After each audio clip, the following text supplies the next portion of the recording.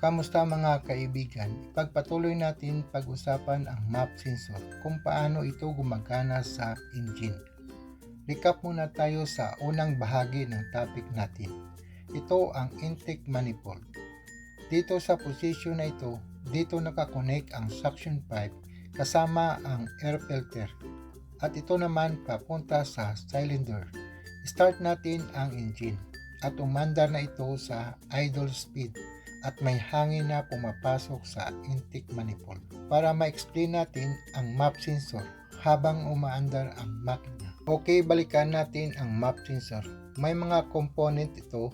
Ang sensing element ay binubuo ng silicone diaphragm at piezo-resistive component. Ito ay nasa loob ng map sensor. Ipaliwanag natin ang component ng map sensor. Kapag gumagalaw ang silicone diaphragm, ito ay dulot ng pagbabago ng pressure sa intake manifold. Dahil nakakabit o nakakonekta ang piezo-resistive component sa diaphragm, sumasabay din ito sa galaw.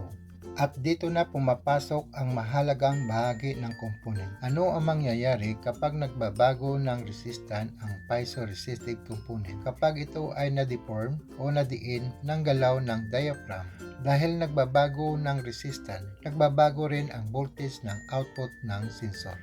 Ang pagbabago ng voltage na ito ay ipinapadala sa engine control module bilang signal na nagsasaad ng pressure sa intake manifold. Sa simpleng paliwanag, kapag gumalaw ang diaphragm dahil sa pressure, ang piezo-resistive component ay na-stretch o na-compress kaya nagbabago ang resistance na ito ay nagiging electrical signal papunta sa engine control module. Sa illustration ng silicone diaphragm at piezo-resistive component ng map sensor, kung saan makikita kung paano gumagalaw kapag kaunti ang hangin, mataas ang vacuum pressure at mababa ang output signal. Malaki ang galaw ng silicone diaphragm. Bakit mataas ang vacuum pressure? Dahil sa maliit lang ang opening ng throttle valve. Pero bago tayo magpatuloy, bigyan ko muna kayo ng maikling idea sa throttle valve na iniikot ng electric motor sa loob ng throttle body. Ito ang nag-open at nag-close ng daanan ng hangin papasok sa intake manifold ng engine at kontrolado ng engine control module. Dito natin malalaman ang piezo-resistive component, kung paano ito nag-convert sa electrical signal kapag gumagalaw ang silicone diaphragm at kasama ang piezo-resistive component. Ang piezo-resistive component, nagko-convert ito sa electrical signal. Dahil mahina ang signal, ito ay pinalakas muna ng amplifier circuit bago ito ipadala bilang output voltage signal papunta sa engine control module bilang bahagi sa pag-calculate ng engine load habang naka-idle speed ang engine. Kapag inapakan natin ang accelerator pedal, automatic ito mag-open ang throttle valve.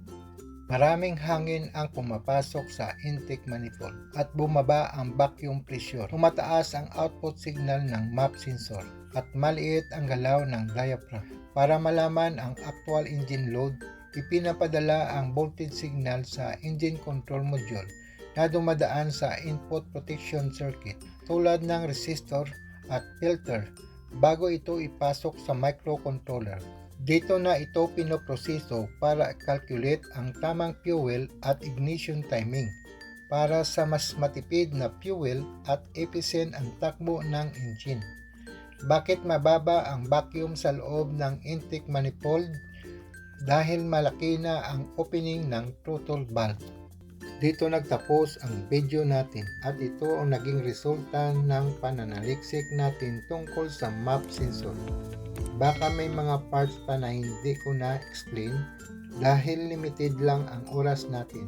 Pero kung napanood mo ito, sigurado may natutunan ka. Huwag kalimutan mag-subscribe para sa iba ko pang video. Maraming salamat sa panonood. Kita-kits sa next video.